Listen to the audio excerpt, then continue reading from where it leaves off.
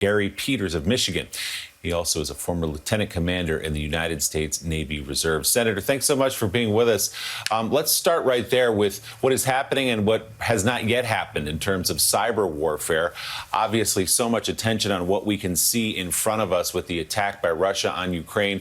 What's happening behind the scenes, and do you expect Russia to step up its cyber attacks? Well, it's hard to know what they will do. I think, as was mentioned, it is surprising we haven't seen more cyber attacks because that tended to be part of their operational model, and you would do that in any warfare. Cyber tends to be the first strike that an enemy will use. We haven't seen it to the extent that we would expect, but I think we should not in any way let our guard down. They are very sophisticated. We are focused on it. I had a discussion again even last night with the Secretary of Homeland Security, Secretary Mayorkas, that they are working on all levels to make sure that our cyber protection is strong and as resilient as possible. So let's bring this down to the ground level, Senator. What would happen? What is an example of the kind of cyber attack that could have an impact that could tip the balance in a war like this? And if Russia did carry out something like that, what could Ukraine, perhaps partnered with the United States, do in response? Well, certainly critical infrastructure is always the Achilles heel of any society. So you could see massive attacks against communication systems, fuel systems. We saw what a ransomware attack did in the United States earlier when we had a major pipeline actually shut down for a period of time to deal with a ransomware attack. So you can really cripple an economy pretty quickly with cyber. And the danger when if the Russians were to do that in Ukraine, if you're injecting malware into these systems, there isn't necessarily a good way to actually contain that. That malware can go to other places. You could hit systems all around the world. Certainly other NATO countries could be impacted by that malware that isn't going to be contained within the borders of Ukraine. And that's what makes it so dangerous. We could see this impact spread very quickly. It is a powerful weapon and oftentimes not very easy to control if you're not careful. And I would not bet on the Russians being that careful. In fact, they may focus on NATO and the United States. And what are the capabilities then as a counterattack? We're talking about cyber warfare here. So let's say that Russia shuts down the electrical grid. It does some of those infrastructure attacks that you're talking about.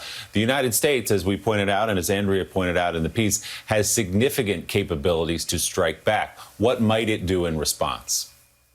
Well, I don't want to speculate on that because, you have to obviously take a look at what that attack is and then figure out a countermeasure to let the Russians know they can't get away with that. But clearly, we do have significant capabilities, but clearly we don't want to talk about the specifics of those capabilities in this type of setting. Senator Peters, good morning. It's Jonathan Lemire. Two notes for you. First, you've mentioned that it has been a surprise that Russia hasn't done more. Is there a sense that they're waiting for that in reserve? That could be a next front for them, hacking cyber attacks, perhaps? And then secondly, tell us about the new cybersecurity bill and why it would be important, particularly at a time of conflict like this. Yeah, it's really difficult to know why they haven't done it. It's perhaps, we can speculate as to why it wasn't as robust as you would anticipate. Perhaps they thought they could act in a kinetic fashion with what they were doing on the ground and move swiftly through Ukraine. Clearly, that hasn't happened. They've been bogged down, and we certainly salute the Ukrainian people for their incredible courage and defense, and that's probably surprised the Russians, so that may have messed up some of their plans. But certainly they have that in reserve, and we should be prepared for it. And that's why the legislation that I've sponsored and we've passed through the Senate to deal with incident reporting is so critical. This is legislation that will require critical infrastructure in this country to report to CISA, our Cybersecurity Infrastructure Security Agency within the Department of Homeland Security, when they actually have a cyber attack.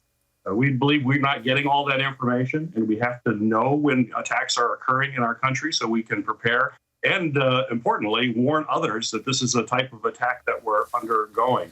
It's like any kind of battlefield. The first thing you need to know is situational awareness. You need to know where the enemy is, what weapons do they have, where you are, what's the geography. We need the same kind of information in the cyber domain, and that's why this incident reporting legislation is absolutely critical. Why our national security folks thought this is essential cybersecurity legislation, and why we're so happy it's passed unanimously out of the Senate this last week, And we're hoping to move it quickly through the House so that we can continue to bolster our cyber defenses.